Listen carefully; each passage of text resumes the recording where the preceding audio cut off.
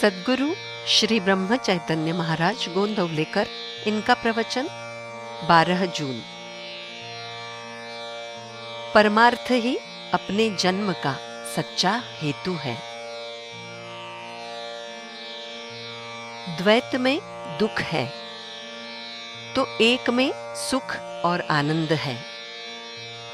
हम एक में रहेंगे तो आनंद प्राप्त होगा। जगत का आभास विशाल है, फिर भी वो एक ही है। गृहस्थी की 10 दिशाएं हैं, लेकिन परमार्थ की दिशा मात्र एक ही है। हम उसकी ओर ध्यान दें। कुछ न करना अर्थात मन से कुछ न करना, यही सच्चा परमार्थ है। परमार्थ में उपाधि बिल्कुल नहीं होती यानी इतनी नहीं होती कि वहां मैं भी नहीं होता। गृहस्थी द्वैत है, अतः उसका आडंबर बड़ा होगा ही। हमें जब तक अपने जीने का हेतु ज्ञात नहीं होता, तब तक गृहस्थी करना ही हम अपना ध्येय समझते हैं। वस्तुतः मनुष्य प्राणी देह और मन दोनों को मिलकर बना है, अतः उसे चाहिए कि वो ऐहिक और पारलौकिक दोनों पक्ष साधे। परमार्थ साधना ही हमारे जन्म का मुख्य हेतु है। व्यवहार में द्वैत के सिवाय आनंद नहीं है, इसलिए परमार्थ में मानस पूजा करते समय पहले मैं और परमात्मा ऐसे द्वैत से शुरुआत करनी होती है।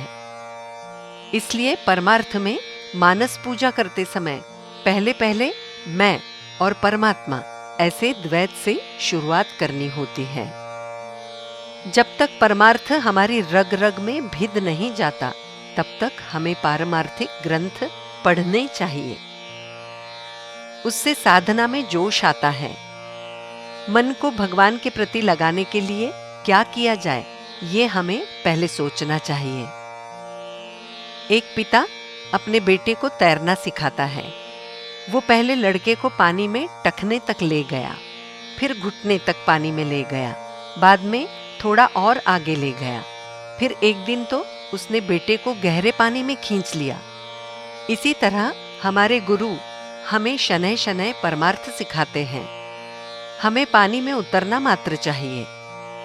हम देह से गृहस्थी करते हैं, लेकिन वो सफल नहीं होती। इसलिए संतों ने नामस्मरण का मार्ग दिखाया है। लेकिन हमारी होशियारी, हमारा अभिमान नामस्मरण में बाधा बनते हैं। उसे क्या करें? यह अभिमान हम में कोई दूसरा उत्पन्न करता है, ऐसा थोड़े ही है। जो हमारी समझ में नहीं आता, ऐसा वासना का सूक्ष्म बीज हम में कहीं न कहीं छिपा होता है। उसके कारण हमारी संसार की अभिलाषा नहीं छूटती।